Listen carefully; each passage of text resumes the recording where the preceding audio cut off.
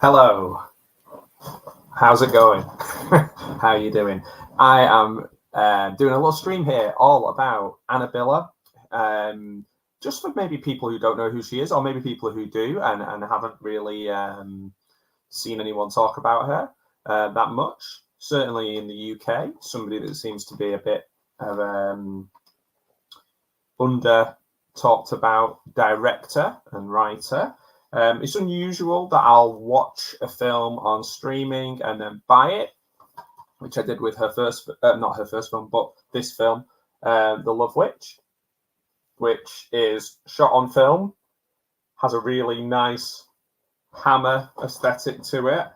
But she's a really interesting character, Annabella, as a creator. We're going to really try and dig into what makes her interesting and maybe some of the things that might put you off, and then sort of recontextualize them and think, oh, actually, yeah, not that she's in on the joke, but she's very self-aware.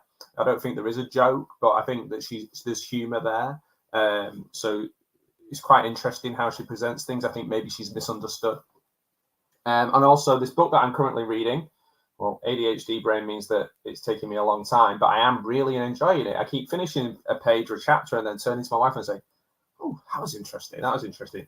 It sort of looks and feels like an old-fashioned, either like Mills and Boon Gothic romance novel, which is something I wouldn't read. But actually, it's smart and it's really well written in the first person. I think she from what I see, she gets quite a lot of stick online for the way she presents the characters, because again, like a lot of the things that I talk about that I like, that they lead you to make up your own mind about things rather than tell you what to think. So for some reason, people just don't seem to respond to things like that very, very much anymore. They seem to come down on the side of what it obviously looks like rather than the conversation that she's trying to have. So we'll talk a bit about her. So we'll start off by giving you a little overview of who she is. So I'm not sure exactly how old she is, but she did a film called Viva, but she's most known for The Love Witch, which is on the left-hand side of your screen there, which I saw, which is on Tubi. I saw it on Tubi, which was 2016. Viva came out in 2007. I don't know that much about Viva. It says that she considers herself as a feminist filmmaker, which again might just instantly put people off, because there's like, it's not going to be fun or entertaining. It's going to be like preachy. It's not.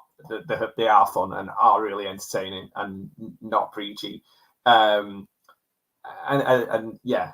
So I think in a lot of ways, she does a lot of good for the feminist movement by, nobody wants to, whether it's any issue really, any sort of political issue, people don't want to feel like they're doing homework when they're watching something that's to entertain them, and that's not the case with her work. They're really entertaining. So she explores the female gaze in cinema, and I don't know too much about what she does and doesn't think politically. I'm not really that interested in that. I'm more interested in like kind of the creativity of what she does and the things she creates. So I've really enjoyed Bluebeard's Castle, which I'm about halfway through, and I really enjoyed The Love Witch. So she is from Los Angeles, from America, and she went to the California Institute for the Arts. And I'm just going to talk about the things I know. So The Love Witch came out in 2016. It's a kind of classic serial killer film. She kills men through love magic, sort of calculated sensuality, causing male victims to fall too much in love. It's kind of got that exploitation feel to it, but maybe of Hammer horror. It's shot entirely on film. It looks absolutely beautiful. The Love Witch is a really beautiful film to look at. But it's funny as well. It's really funny. She's really trying to recreate that old Hollywood style, or even though I just mentioned Hammer, which isn't Hollywood. Anyway, the film took her 7 years. She did most of she did all the writing and directing, but the costume and set design and work with the cinematographer really put a lot of effort into it. she is almost testing feminist ideology, asking what do women want, you know, kind of contradictions and things like that, which is where the humor comes. A lot of people liked it, and I think the New Yorker liked it in 2016, and it won a few independent film awards. And she was going to do Bluebeard's Castle as a film, I believe. Now, I'm going to dig into these a little bit more. She, I think the Daily Telegraph liked it. They said that it was a stylized retelling of the old fable that mixes self-reference and gaudy excess, death, sex, and pricey cognac, a wildly enjoyable piece. The Times said both a fantasy and a nightmare, with the filmmaker Biller employing the same sense of celluloid artifice and lusciously heightened reality that characterized her retro horror masterpiece, The Love Witch. So the interesting thing I think about it, the book certainly is, it's very old-fashioned because the character imagines herself as a classic heroine, which allows her to kind of see herself as a character in a romance novel because she writes these books. And then because of that, she's able to ignore the telltale signs of danger and the red flags, I guess you might want to call it. Like it's that understanding that she thinks she's, as they might say, main character syndrome in this novel in her head. And the novels that she writes, she's very aware of them, and she's aware of the people around her making these mistakes, and she's able to point things out and knows the telltale signs. But she's so kind of wrapped up in this Heathcliff kind of the literary character, not the cat. This Heathcliff character sweeping her up off her feet. She falls for all of those things that she would be possibly too clever, too smart, too feminist, too self-sufficient, too tough, too learned to fall for. She falls for them, and because she is someone who, the main character Judith, is enamored with the past and classic Hollywood and all the things that I guess Annabella is. You then have a really strange mix of some modern references, but this could be written, you know, 100 years earlier, or maybe not 100 years earlier, but like it could be like from the 40s or 50s or something like that. So like a fantasy nightmare. Annabella, I'm going to just kind of dig into some more detail about her, particularly people saying that she's misunderstood. So I really do think you can take them on face value and really enjoy these things, because there's just a little bit, do you know, like when a musician is really, really good and they get to the point where they're so good that they do less. Like, I feel like they do less and they get more of an impact, whether it's like they play less notes or less solos, but the solos are more kind of proficient, and it's kind of what makes certain directors or certain musicians just stand out. And you go, oh, they're doing something different here. It's just a slight twist on things. And I feel like that's what Annabella's like. So people can maybe misunderstand her work. So I'm just going to read through some articles and some information that I've researched about her. I believe Annabella herself called Bluebeard's Castle the gender war fairy tale. It warning people you won't grow up and marry a handsome priest. You might handsome priest. Was that a Freudian slip? Handsome prince.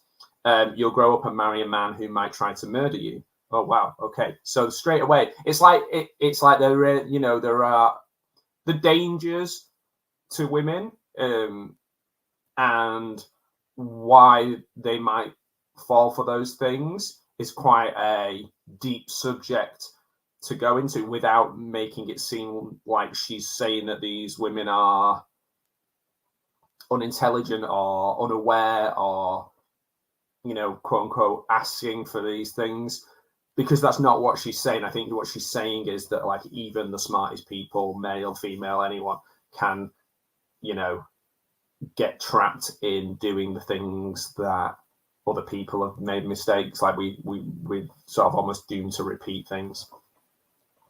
So so when you read about this marriage in the story, you kind of follow Judith's first person account in a way that makes you think, well, what are you doing, Judith? What are you doing? But you also buy the things she's saying when she makes excuses for the things that are happening. I think for me, the big thing when I started realizing something wasn't quite right was the money conversations. And obviously her character has quite a bit of money, but his character, what's he called? Oh my word, how have I totally forgotten his name? Gavin. Gavin. I was going to say Gareth. Gavin is he's supposedly very, very rich, but things start, you know. Anyway, I won't ruin it.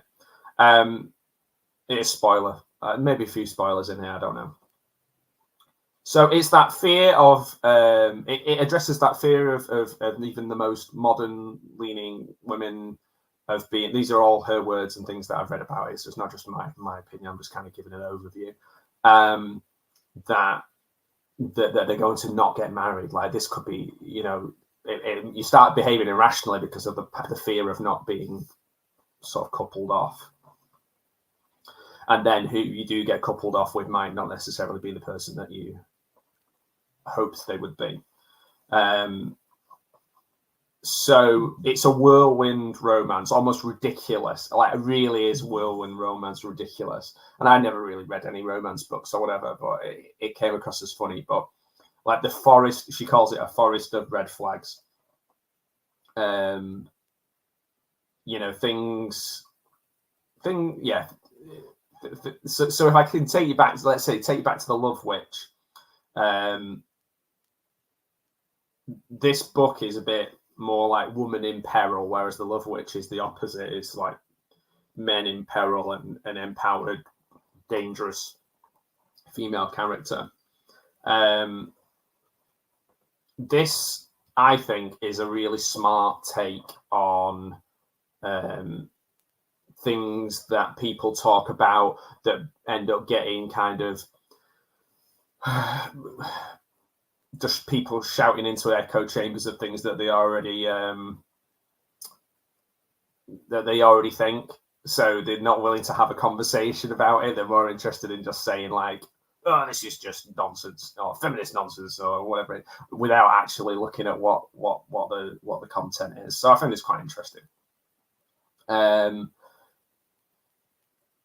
So I'm going to just kind of talk a little bit more about Bluebeard's Castle, and because this was initially going to be a film, but it became a Gothic novel.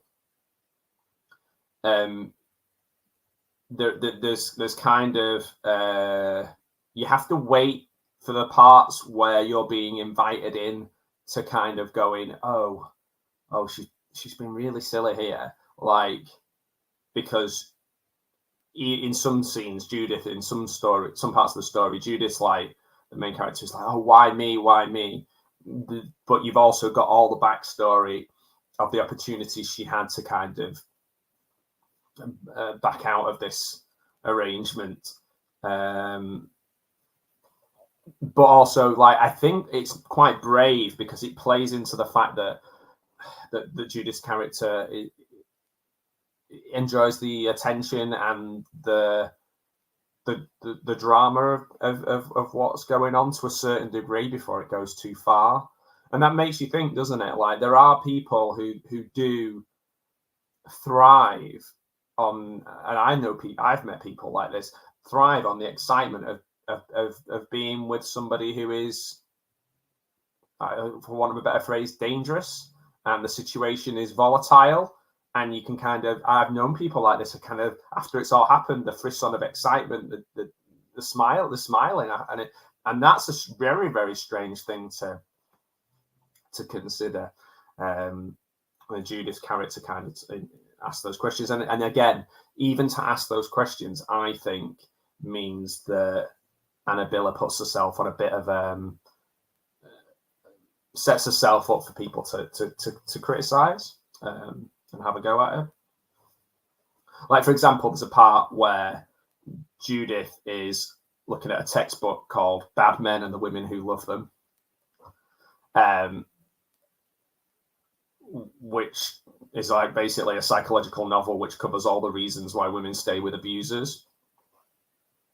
So in that sense, to make it interesting and entertaining, sounds like it's going to be quite difficult, but it is interesting and it is entertaining and it is quite funny, and the detail and the way it's written, the amount of detail that's in it and the amount of like the way the detail is written reminds me a bit of Bret Easton Ellis, but I would say a little bit more mature than Bret Easton Ellis. I guess I'm not going to say the opposite end of American Psycho or Glamorama, maybe the opposite end of Glamorama or something like that. Like completely opposite.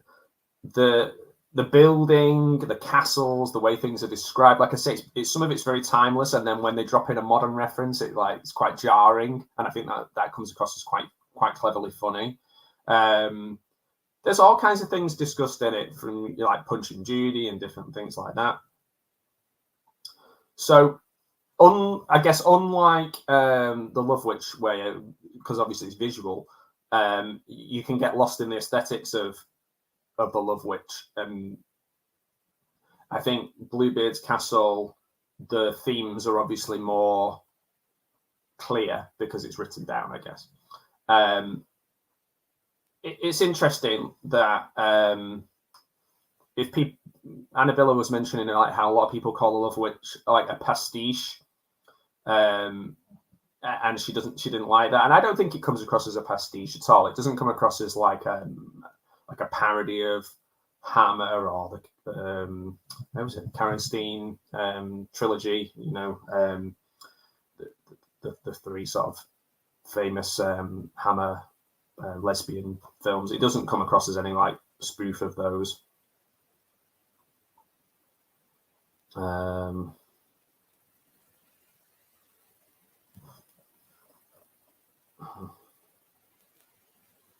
So let's keep going. Yeah, so it's a popular film, but it's popular that like in the sense of it was come across as that she wasn't doing serious work, so it wasn't sort of put on that level of maybe some other sort of horror. It's a way of saying like she's just copying other people's work, and I don't think it is. I think it's a much better film than just saying that. I don't agree with people saying that. So, but people just saying it was a satire of the sexual revolution and things like that. And that I think possibly made it more difficult for her to get films made. So maybe that's why we've got a novel here. I think she has got another film on the horizon. I think as well, maybe people using the word camp to describe it maybe didn't help as well. They just weren't sure. Everything has to be in such a defined box, otherwise it's a bit like a YouTube channel, isn't it? It's like my YouTube channel, for example, is just a collection of a million things that I'm interested in. If I just had one niche and focused on it, I'm sure it would be like, I don't know, it would be kind of easier to sell, easier on the eye for people to follow, and easier for the algorithm or whatever to push it. And I think that's kind of similar to this, because it's people are like, oh, it's a parody, or it's a pastiche, but it isn't. It's this, it's that. They just go, oh, we don't know what it is, so we just don't know. We don't want to make any more of them. We don't know what to do with them. Like this art isn't taking itself seriously, so we won't. So, for example, Bluebeard's Castle, essentially the themes are like femicide, which is really a really sad, really upsetting theme. That, you know, women are constantly being murdered by people in their relationships, more, you know, disproportionately and continually, and to then make something like that as a film and then be told that it was camp would be really difficult. So I imagine that she's or a parody or something, a parody of gothic horror or something would be hard. So putting it into a book, I guess, makes it closer to what she wants to get out of it. Someone's at my door. I'm just going to pause for a moment, just like I usually do. And I'm back. Yeah, would you believe that was somebody? You can tell when this is recorded now, but that was somebody coming to talk about the local, about the general election, giving me leaflets, and I gave them short shrift. Plus, I've already voted, so it doesn't make any difference what they say to me now at this point. Anyway, back to this. So, she talks about Love Witch, saying, yeah, it was campy. But does that mean that every movie, everything that she does from now on is going to be labelled campy? So there's the fear of that, and I guess that's why the book happens. So the book, obviously, I think is a more intense experience.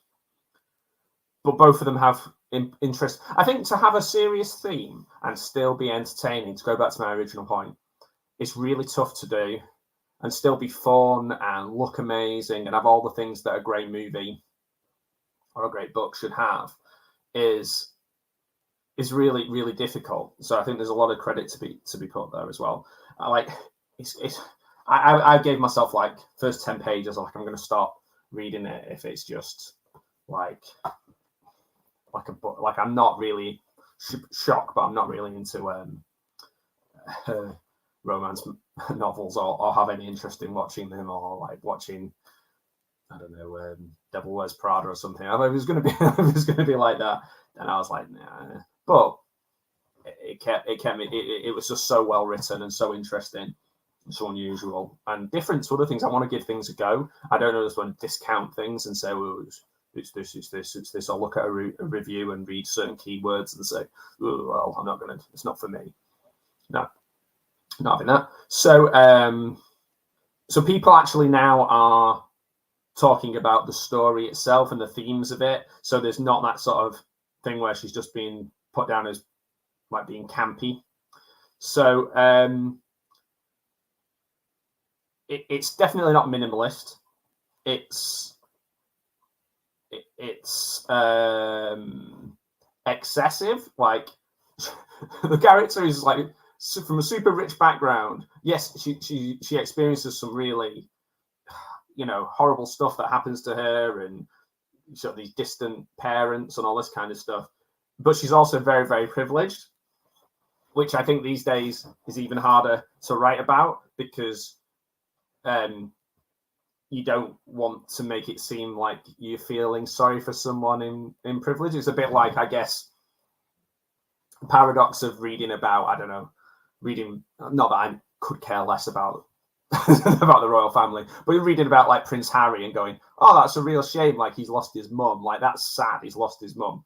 But it's not sad in the sense of I knew his mum or could tell you if she was a good person or not, or do you know what I mean? Like it's a very strange thing, because it would be easier to kind of write a book where the person isn't privileged and we feel sorry for them, if you're looking for that sympathy for them or whatever it is. So Judith's feelings are huge. They're like, and the way she behaves is over the top, and she's behaving like someone from completely out of time. A combination of your sort of, I guess, like Grace Kelly style leading lady, or someone from 1800s or something. So it's just like yet in the modern day.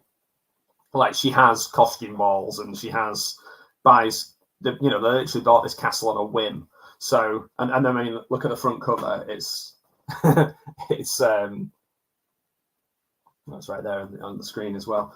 It's about it's about excess. It's not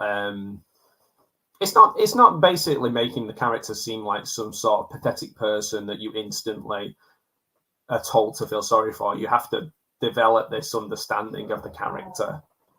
So, my dog's just about to start barking. she is also a strong, confident female. Now, sorry, I was really glib. I don't know why I said that.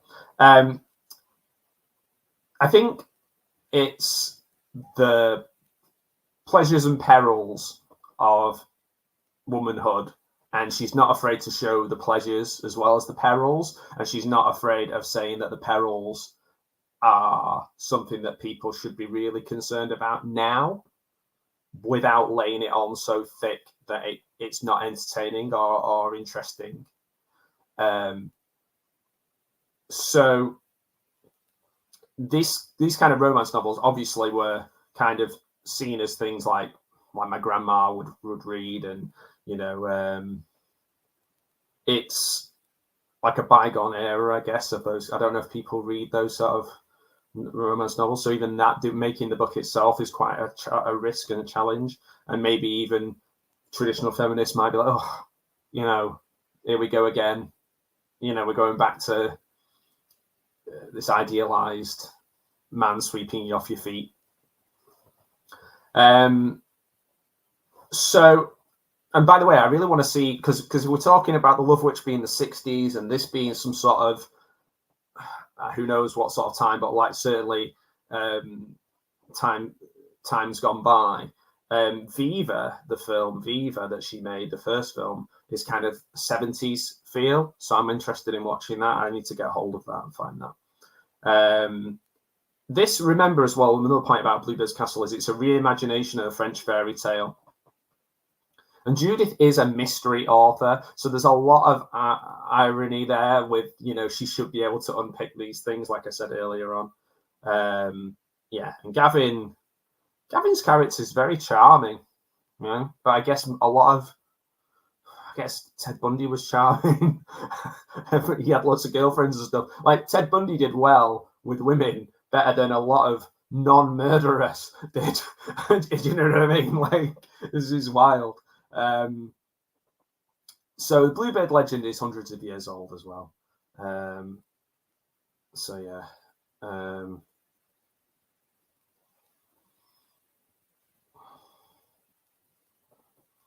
Okay. So I'm just wondering if I missed anything out here. So one thing that I did miss out, the Bluebeard's Castle's kind of, Annabella says this. Now, again, I think she's quite a knowing author, and she's quite controlled of the things she puts out. Like, I feel like everything is kind of part of the performance. So when she says it was about an actual tragedy that happened to somebody she knew, that might be 100% true, and I don't want to discount that. But if it wasn't, and it just adds to the lore of the story, I guess that makes it even more interesting too. However, these things, the themes that come up in there, they do happen, like I said before. I think that idea of killers being husbands and boyfriends isn't so far away from reality. It is reality. And also combining that with a kind of fairy tale is a bold and an interesting idea. And I guess as well, what it does, it takes in some of the themes of giallo. It did make me think about giallo quite a lot, like Mario Bava and things like that. Like, the point of view is often from the killer. So in this book, it isn't, not that she dies, not that I know of, I've not read the whole thing, but and a lot of giallo, it's sadistic, isn't it? Slasher. Then they say that they're feminist because there's the final girl, but there's lots of other people who have been murdered on the road to that. Like a bunch of that person's friends were killed. So it's not that these things happening in the story are the exception, and I guess that's the point. It's just quite interesting, but it's in the modern age, so like it has to be in the modern age, otherwise people just go, well, these things just happened in the 40s and 50s, and things, times have changed. And maybe her point is times haven't changed that much. And also, like, I quite like the idea that that Judith is feminine, like, and that's not seen as like a negative of a character. And a lot of things that she does at the beginning of the story, certainly in the way she talk about her history, is that she's does it for herself. Like, she makes choices and strong choices, certainly with her family and things like that, because she's strong of mind, rather than just doing things for her dad or her family and stuff. And her mum is a really interesting character as well, because there's a lot of like narcissism with the mum. So I guess she's saying that sort of feminine fantasy can be dangerous. That hunky man kind of fantasy can be dangerous. But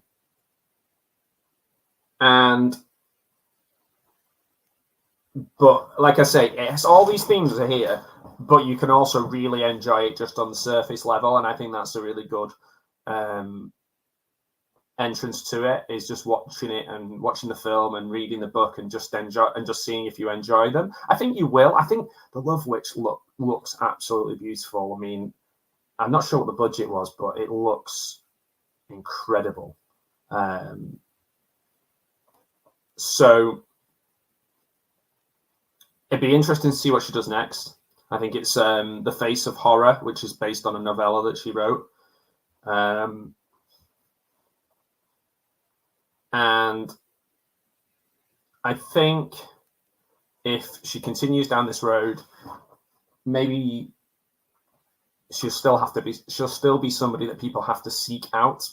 But I am really interested in there's not many new directors, writers, authors that I go, oh wow, I'm going to follow this person's work. It kind of drops off a bit. Maybe it drops off as you get older and you don't have the time to kind of scour books and magazines, or maybe it's dropped off because the sheer volume of things to watch and read means that you can't just kind of follow particular people in the same sort of way.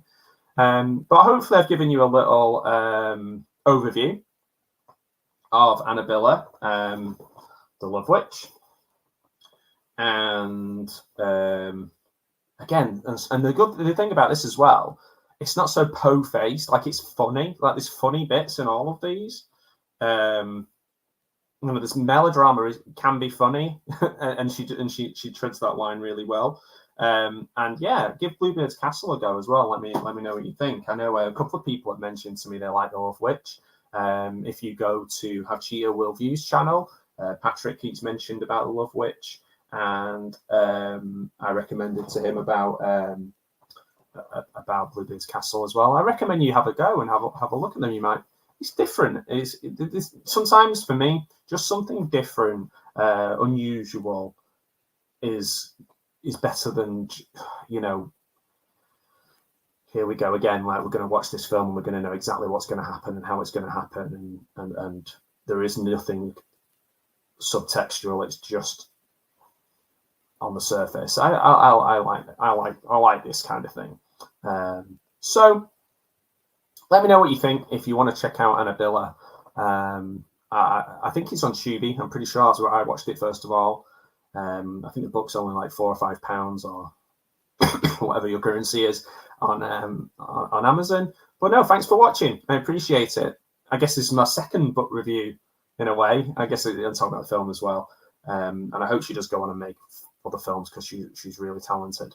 And by the way, I don't know what she's like as a person. I'm possibly not super interested in what she's like as a person, in the sense of, like, if she's writing weird and wonderful things on Twitter or X or whatever you want to call it.